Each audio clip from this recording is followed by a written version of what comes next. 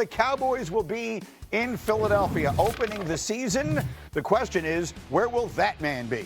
They do not appear to be any closer to figuring things out with a contract for Micah Parsons. Jerry Jones says he believes he and Parsons came to an agreement on the framework of a deal in March. There have been no talks since.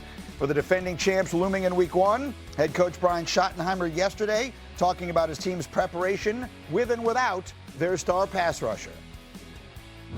Does it make it harder to scheme a game plan, though, as a head coach without one of your top players? No, because I think at the end of the day, we feel like Mike is going to be out there when we can line up against Philadelphia here in 15 days or whatever it is. And, so no, the answer is, yeah, I feel good about that, yeah. Without a contract extension? I feel good that Mike is going to be out there against the Philadelphia Eagles. He feels good. Me, not as good at this point. So again, we got Brooke, we got Neek, and D. Wood. I'll start with you. How do you feel about Micah being on the field 2 weeks from tonight? I am not optimistic, Greeny. I am not optimistic at all. And you're talking about a guy. Listen, I know that deadline spur action, but we're 2 weeks away from the opening game against the Philadelphia Eagles. Last time I checked, they said this negotiation, this whole thing feels totally different than what we've seen from Dak Prescott, CeeDee Lamb, Trayvon Diggs, all these guys, all the other stars. Zeke back in the day. All that stuff. Everybody's been saying that this thing has been different. I'm not a guy like, for football players, you have to go out there and play football. You have to get in football shape. Michael Parsons hasn't been practicing at all. And you expect him to go out there week one against the defending Super Bowl champs and the Philadelphia Eagles? Like, that wouldn't even be fair to Michael Parsons to put him out there without any practice time. I think it's a fair thing for D-Wood to say. I like err more on the side of optimism because of the Cowboys' history. But then I'm reminded that if we're using Dak as an example, Dak was practicing the whole time he didn't have a contract. Right. Micah's not out there. In 2 weeks up into the game, assuming that he can get in, you would have to start practicing today, right, to get into proper shape and feel good about him going out there and not having a huge risk of injury. Like, that seems super Dak, risky. I will remind you, also played a year on the franchise tag. Yeah. Very few quarterbacks in history have done that. The interesting thing about the Cowboys, Brooke, is that we can go through all of their contract negotiations year by year. Mm-hmm. It's like their greatest hits album at this point of, remember when they did that with Dak? And then they had Zeke. That was down in Cabo. And years ago it was Emmett. And now it's this one, and it feels different. How do you feel about it? I feel like, first of all, that Cowboys writers should be getting hazard pay for all of these every single year. I do agree. It does feel different that it's continuing to be drawn out. But at this point, it does kind of feel like maybe they don't really want to pay him. I mean, maybe they don't want to do this long-term investment, because if they did, it would have been done. It feels like they are trying to force his hand into saying, okay, fine, I'll play this year. I'll do the franchise tag. Like, this is so contentious that I think that the Cowboys need to stop giving this conversation air with Jerry. But how do you take away Jerry's soapbox? I think Shotty has an opportunity here because we all view him as a unique type of coach in a situation where Jerry Jones kind of feels like the coach, the GM, and the owner. And like what he said was what most coaches say, but I think he should be more aggressive because of where he is, because of the situation he's in. If he's more outspoken and supportive of his players, there's always going to be a divide on the team. And you want to be on the players' side of that divide, not to be viewed as like a puppet of the management, which I think most coaches under Jerry Jones since Jimmy Johnson have been viewed as some, obviously not Parcells, but been viewed as some version of that. So my question to you as a once, and who knows, perhaps future leader of the NFLPA is, if he were to call you up and be like, man, I'm going into my 5th year here, I'm playing for $21 million, the best guys in my position are getting 40 and up from there, I run the risk of injury. I'm not a quarterback. I get it. His contract might look like a quarterback's contract, but when Dak got hurt, that was one thing. This guy gets hurt, it's a whole other thing. Would you tell him to play? Yeah, so it doesn't matter what job you have. I think it's pretty obvious that the situation that Micah's in, the risk reward is clear to me. I think the possibility of injury that devalues you, I think, is kind of rare. But if you have leverage at this moment, you believe that you have it, it's worth doing. Like I would always tell the player in any situation like this is that you have to understand what you're giving up. You can get anything you want, but you have to pay for it. And in this situation, he could get that big contract, but he's going to have to pay for it on the front end. It seems that Jerry's making him pay for it on the front end. I think the question is, like, what's the leverage that Michael Parsons has at this point? He's great. Here's the leverage. D-Wood, you and I, 2 weeks from tonight, come on over again. We had great luck the first time you came over to watch a game in my house. Aaron Rodgers tore his Achilles on the 4th play. But you come over and watch that game. And if Saquon Barkley is running up and down the field and Jalen Hurts is hitting those receivers and that Cowboy defense gives up 41 points and gets humiliated on national TV, is that leverage? Yeah, listen, I think you're harking back to the Emmitt Smith holdout. Yes. Here's the difference, right?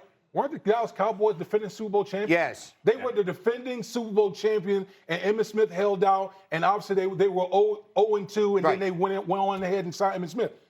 Do we view the Dallas Cowboys in the same manner? Well, they view themselves, so I don't think it matters what we view them as. I just think Jerry Jones, unlike any other negotiation, is dug in on this whole notion of we had a handshake deal. Right. And unless you capitulate, then it's just not going to happen.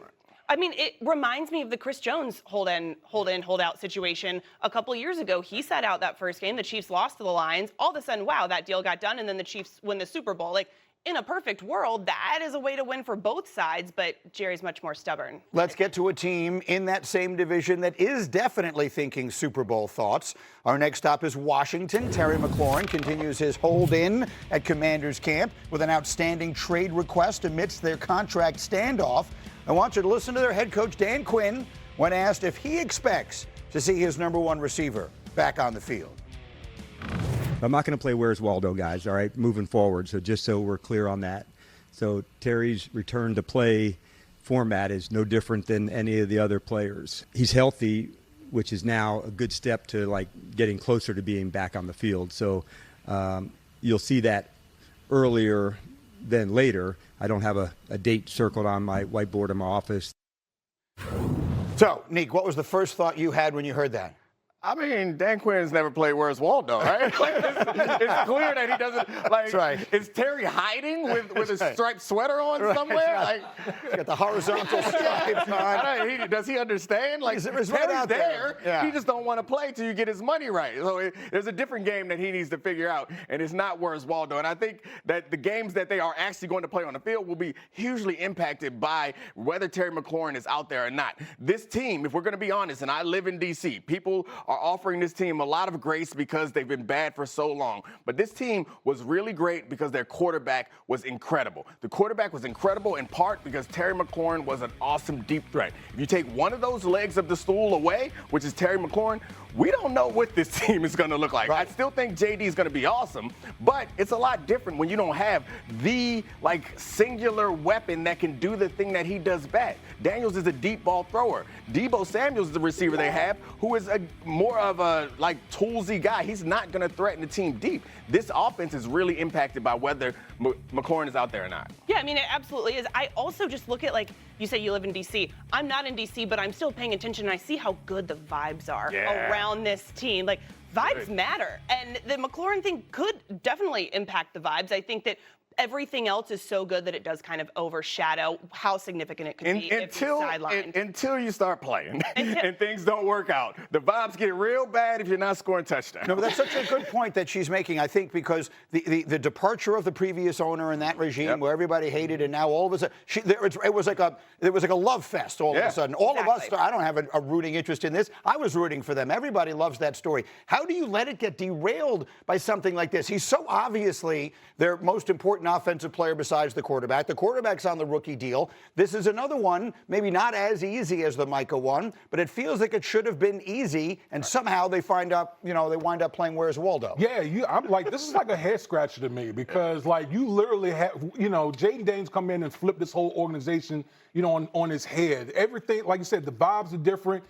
They don't, like, the Commanders don't have a Terry McLaurin type of receiver on their roster. He does something that's unique just for Jaden Daniels, and so now you don't have him available. Like, to me, it changes the whole complexity of their offense. I think you want to win every deal that you're negotiating, and sometimes you're going to have to lose them. And I think from the way that the team looks at Terry McLaurin, it seems clear that Terry has production and he has expectations of being a top-paid receiver. He's getting older. They don't want to be wrong on the wrong side of this. They don't want to be paying a guy who's 31 and at top of the league money who's not doing that production. But this, to me, feels like one of the deals you're going to have to lose. Like, you have a quarterback who's playing MVP level football on a rookie deal. Somebody's going to get overpaid, and I don't think it would be an overpay from McLaurin, but from their perspective, they think it is. So what? Pay this man his money. You have 2 more years of Jaden Daniels on this rookie contract.